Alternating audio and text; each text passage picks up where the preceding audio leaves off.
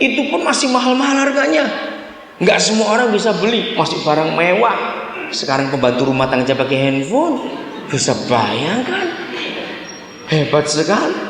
Berapa kali saya ketemu juga pembantunya lebih pintar SMS daripada majikannya. Hebat sekali. Nah, ada inovasi. Berarti para penemu handphone itu sistemnya itu nggak mau mandek, nggak mau menetap, nggak mau mapan. Mereka berusaha cari terus penemuan-penemuan. Sekarang ampun saudara, kalau anak-anak kita nggak direm bisa bangkrut kita. Anak kita mau ganti terus itu. Iklannya handphone itu tiap minggu pasti yang baru. Mati kita. Nah, anak-anak mau keren-kerenan, betul nggak? Wih, luar biasa. Kenapa gereja tidak? Itu ada rahasia. Mereka menemukan. Lihat kelanjutannya. Ayat 3. Mereka berkata, seorang kepada yang lain, ini wajar. Di mana ada kemapanan, aset sudah cukup, fasilitas cukup, otomatis manusia berkata, gereja berkata seorang kepada yang lain, marilah kita membuat apa? Batu bata, membakarnya baik-baik. Lalu batu itulah dipakai mereka sebagai batu dan tergala-gala sebagai tanah liat juga kata mereka. Nah, ini dosa gereja. Ini dosa gereja. Semua movement berubah jadi monumen. Itu di ayat yang keempat. Juga kata mereka, marilah kita dirikan bagi kita sebuah kota dengan sebuah monumen yang puncaknya sampai ke langit.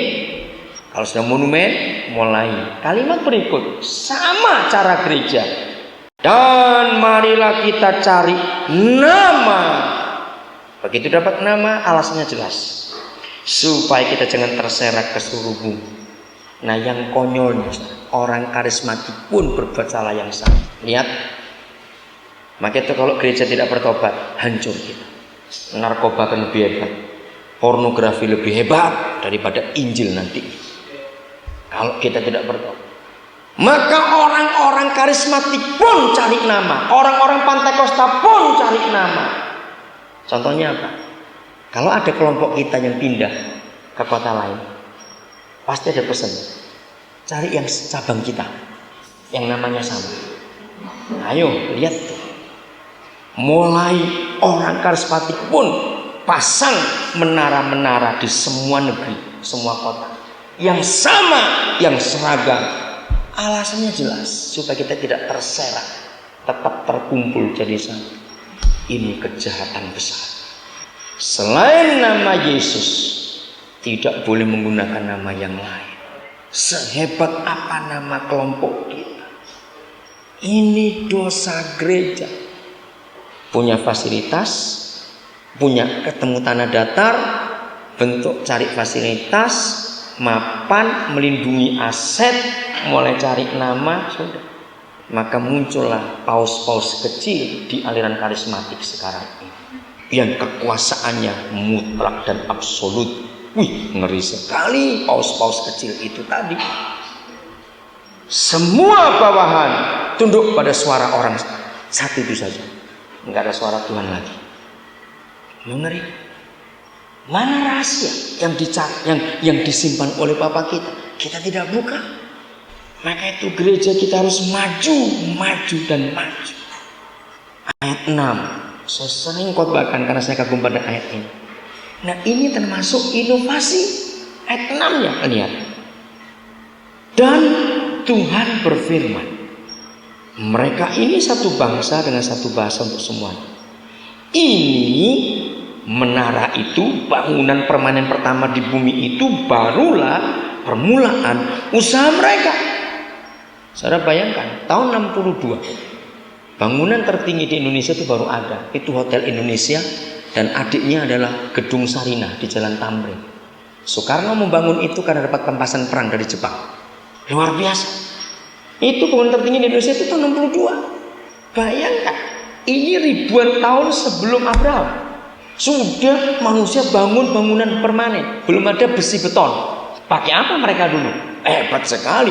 Maka itu papa itu heran-heran. Ini anak-anakku ini luar biasa. Siapa ngajari kamu? Maka itu dia berfirman. Dan firman ini yang dipakai oleh semua perusahaan di dunia dan semua teknologi dunia. Gobloknya gereja tidak pakai firman ini. Bahkan maling-maling pemerkosa pun pakai ayat ini sudah. Saya akan buktikan. Ini barulah permulaan usaha mereka. Ayat 6 sekarang, Kejadian 11. Mari kita lihat kalimat berikut, anak-anak Tuhan, gereja Tuhan. Lagi sekali ayat 6. Ini barulah permulaan usaha mereka. Mulai dari sekarang. Mulai dari kapan? Menara Babel didirikan. Mulai dari sekarang. Apapun juga yang manusia rencanakan, tidak ada yang tidak akan dapat terlaksana. Saudara, pertama kali saya mengenal mikrofon tanpa kabel namanya wireless ini, saya itu heran-heran. Kok bisa orang menemukan ini? Kira-kira ngerti dengan ayat ini? Karena penemunya merencanakan dulu. Ternyata penemunya itu seorang dosen. Waktu dia ngajar, di mana maksudnya ribuan, dia terganggu dengan kabel. Lalu dia bilang pada salah seorang mahasiswanya yang ahli dalam teknik elektronik, bisa nggak kamu mikirkan, kalau saya ngajar supaya nggak ganggu dengan kabel, kamu ciptakan sesuatu mikrofon yang nggak pakai kabel. Lalu mahasiswa itu merencana. Saudara, maka itu gereja rajin-rajinlah baca. Bukan cuma buku rohani, buku pengetahuan pun baca. Saya itu tiap kali saya baca penemuan-penemuan baru, langsung pikiran saya ke ayat 6 dan 11. Sebab ini jaminan. Mulai dari sekarang, dari waktu itu, apa saja yang manusia rencanakan, nggak ada yang nggak jadi, semuanya jadi. Maka itu anak-anak muda Kristen, betapa bodohnya kita. Kita malas merencana.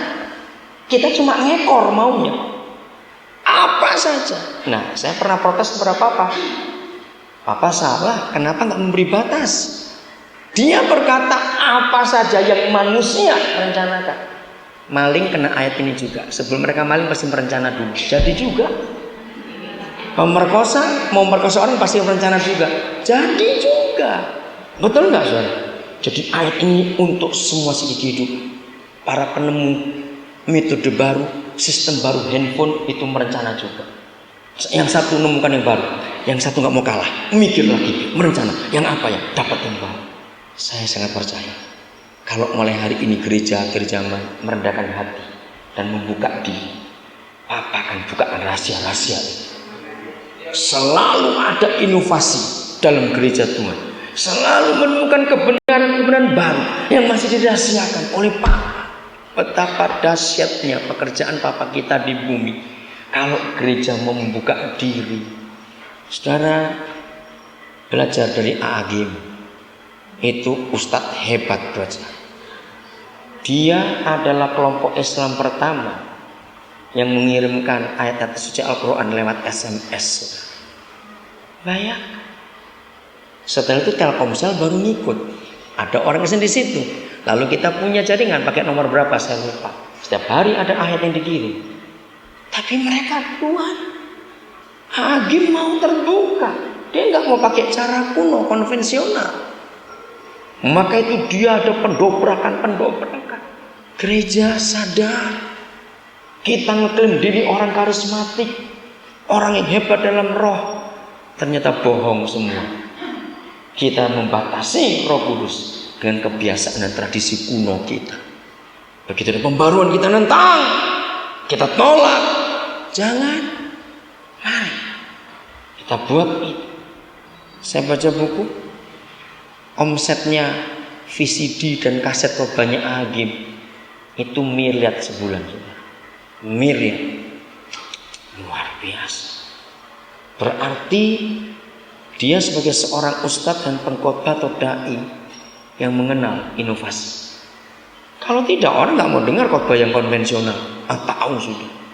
Bayang, waktu kecelakaan siswi-siswi SMK di Jogja, 53 mati, nggak sampai seminggu, saudara. Hakim datang menghibur ke sekolah itu.